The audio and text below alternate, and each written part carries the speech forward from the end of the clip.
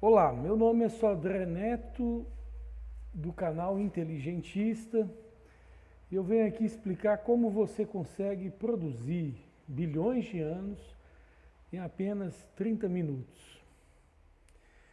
Ah, Basta você clicar aí no artigo científico abaixo, que você vai encontrar a citação de William Parker na defesa de sua patente de 1991, onde ele usa alguns aparatos aceleradores de partículas de 50 a 500 kV, onde ele faz a aceleração rápida de elementos radioativos. Então, quem trabalha em usina de beneficiamento, por exemplo, de urânio, né? O urânio, ele tem 98% do urânio, é urânio 238 estabilizado. No meio da rocha do urânio, você vai ter 0,7% de urânio radioativo, 235, que tem menos 3 nêutrons. E o beneficiamento se faz com sistemas de tentar extrair o urânio radioativo do urânio comum na rocha, né? Eles moem a rocha, aplicam líquidos e etc. Lá tem todo um processo para haver uma separação do urânio radioativo. E quem trabalha com esse tipo de coisa precisa descontaminar materiais, porque a radioatividade, como tudo que afeta a célula, que penetra no núcleo da célula, pode atrapalhar o DNA.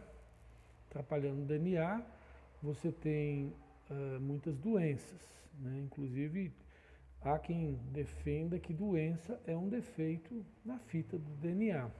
Quando a gente vai envelhecendo, a gente vai acumulando defeitos no DNA e as células da gente não vai funcionando mais corretamente e vai reproduzindo com defeitos e a velhice vai chegando até a morte. O Dr. J.C. Sanford, ao falar de entropia genética, também fala isso, né? Fala que a cada geração os seres humanos acumulam em média 100 mutações deletérias. Uns acumulam mais, né? Porque quando vai gerar seus filhos, em vez de cuidar da sua saúde, vai para a noitada, né? Em vez de produzir uma qualidade espermática boa, produz uma qualidade espermática a mais e o filho dele que paga as contas, né? Então, nós temos que ter muito cuidado com a saúde, principalmente com radioatividade, né? A radioatividade, ou muitos defeitos no DNA, por exemplo, geram diversas doenças, inclusive quando tem muito defeito e a célula está totalmente com o seu programa genético alterado e sem autorreparo, etc., ela gera até o câncer, né? O câncer é resultado ou de muitos defeitos no DNA da célula ou de defeitos em pontos que impedem ela de suicidar, gerar apoptose, uma série de outros aspectos. Por que eu estou falando que é importante entender essa questão do urânio, de produzir bilhões de anos em 30 minutos, citando aí William Parker e demais autores aí, tem várias técnicas de acelerar o decaimento radioativo. Eu estou citando isso por causa de uma descoberta que a gente fez aí, citado também no artigo. Vou colocar o gráfico aqui. Eu estava falando com meu filho, Lutero, eu falei assim, ô Lutero, se um bólido de grande diâmetro cair na Terra, ele produziria um calor tão gigantesco e uma vibração com uma frequência elétrica gigantesca, né? A gente sabe que o atrito gera a eletricidade e a queda de um bólido aí de 170 quilômetros de diâmetro, ela geraria, ao se chocar com a crosta da Terra, geraria uma vibração, né? Efeitos gigantescos elétricos, piezoelétricos, as ondas sonoras que esse impacto geraria, que também é um acelerador de partícula, ele geraria um aparato que aceleraria e envelheceria as rochas em questão de segundos, em bilhões de anos. Aí o meu filho falou assim, ô pai, então se for assim, nós vamos estudar os asteroides e vai ter lá uma maior idade nas rochas onde bateu o asteroide grandão e menor idade onde bateria os asteroides menores, já que a gente tem catalogado na Terra em torno de umas 200 quedas de asteroides ou mais, porque está marcado. Porque a maioria da queda de asteroides na Terra, ela não está marcada porque as ações. A Terra tem um sistema que a Lua não tem. A Lua, ela não tem assim a água igual nós temos aqui, que tampa muita cratera, não tem sistemas erosivos, sedimentares, ígneos, para gerar, vamos dizer assim, o apagamento do registro da queda de um bólito. Tanto é que existem trabalhos, inclusive um agora foi publicado em 1º de setembro de 2017, Zelny, eu cito ele abaixo no trabalho, ele está na citação número 168, se não me engano. O Zelny, ele vai falar, né, que se caiu, isso todo mundo já fala, se caiu 30 mil asteroides na Lua, que está marcado lá, provavelmente caiu muito mais aqui no planeta Terra, que tem um espaço muito maior. Então, como a Lua está encostadinha na Terra, bateu lá, bateu aqui. Então se calcula aí, fazendo um cálculo de proporção, regra de 2, pela a área da Lua e pela área da Terra, aqui deve ter caído em torno de mais de 100 mil asteroides, sendo que está catalogado apenas 0,2% deles, porque aqui na Terra tem muita erosão, sedimentação, o que acaba, vamos dizer assim, apagando o registro de astroblemas, né? Quando é cratera de queda de asteroides, é chamado de astroblemas.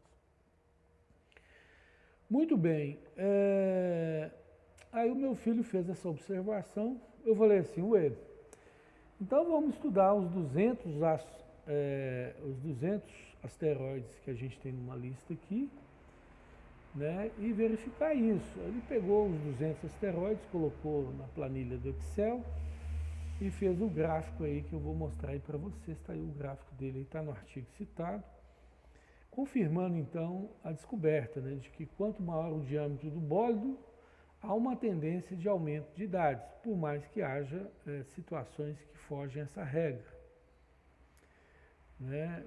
E o que pode também ser explicado. Por exemplo, o Chicxulub tem uma idade de só 60 milhões de anos, mas até pela questão geomorfológica, que ele bate, espalha sedimentos para tudo quanto é canto, que é considerado já na camada do Cretáceo, provavelmente ele já bateu num lugar já macio, amorteceu a queda e isso não gerou uma eletrificação tão grande quanto aquele que bateu no local que não tinha sedimentações ainda não litificadas, ainda não endurecidas, né, no local. Então, provavelmente o Chicxulub, na minha opinião, ele bateu no local macio e não no local endurecido, que geraria um impacto, um choque maior, né?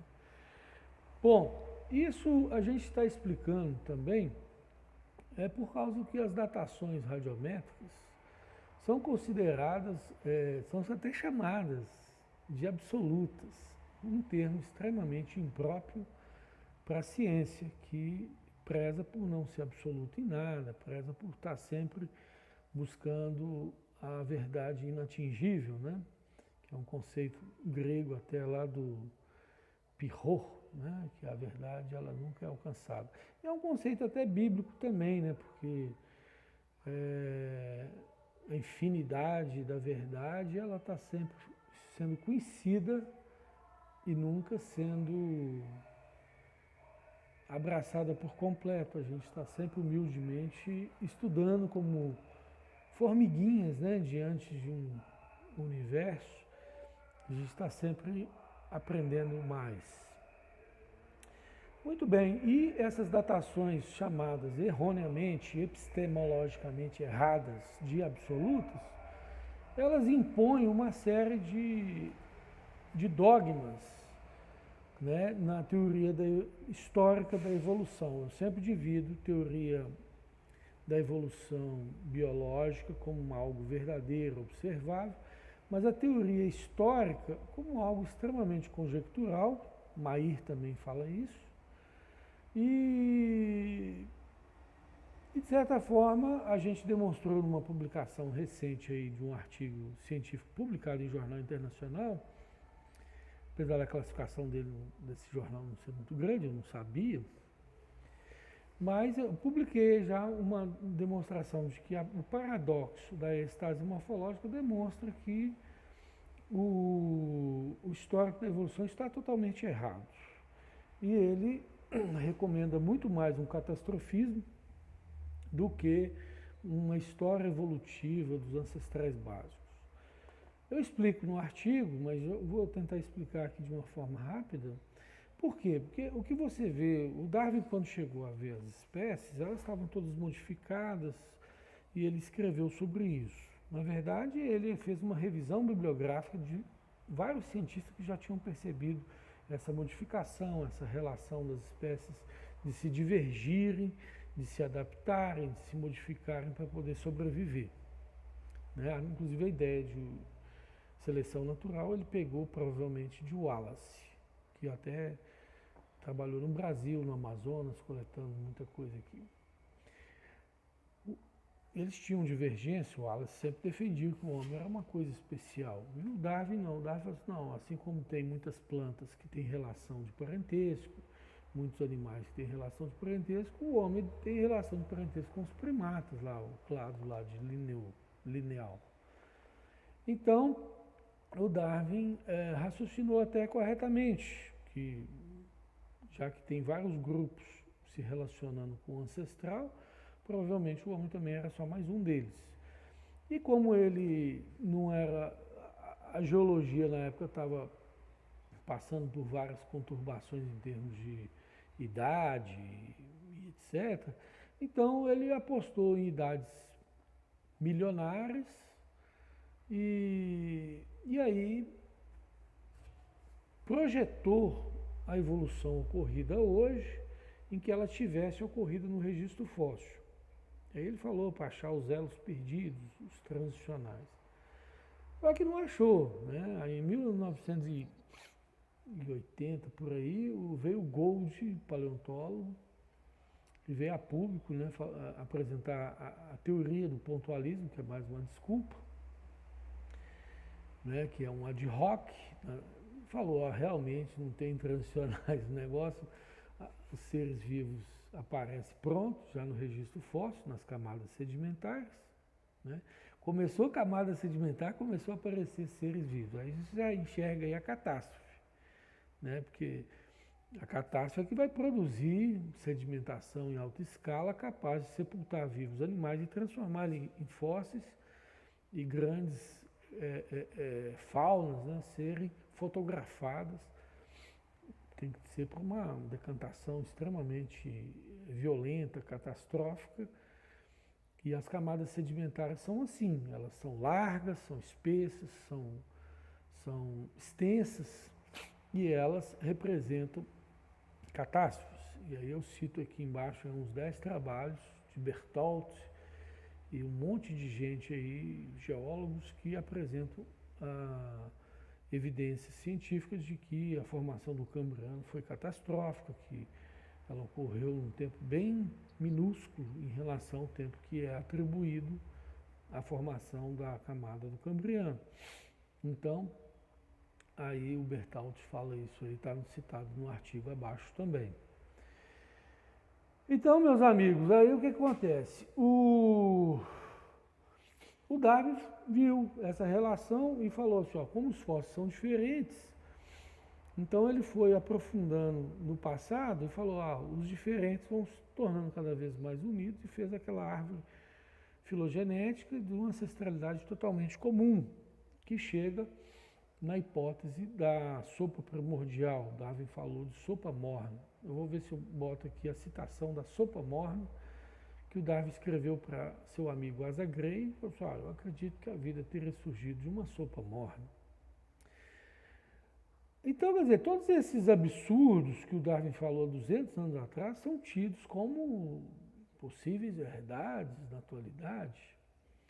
E aí vem os cientistas do design inteligente que falam assim, uma ova, não tem sopa morna nenhuma. O Darwin nem sabia o que era uma célula, ele chamava célula de caixa preta, diz Michael Behe, né? Aí publicaram artigos científicos em revistas respeitáveis, não foi a categoria C igual a minha publicação, mas foi publicação em artigos respeitáveis, mas que mostra que o design inteligente tem seus aspectos lá de complexidade redutível, ou seja, quando você vai diminuindo os elementos de uma célula, ela não funciona mais. Então, para ela funcionar tinha que estar tudo junto, né? A complexidade tinha que estar junto, porque senão a coisa não funciona. Então, e isso se evidencia nos fósseis, porque eles aparecem já prontos, eles não vão aparecer em etapas evolucionárias, né? Como disse o meu amigo Cláudio, etapas evolucionárias. Eu estava comentando com ele, ele falou essa palavra etapas, eu achei muito, muito clara, muito didática. Então, aí você tem esses problemas, por quê? Porque as espécies fósseis surgem prontas e permanecem estáticas, se repetindo as mesmas espécies em estratos diferentes.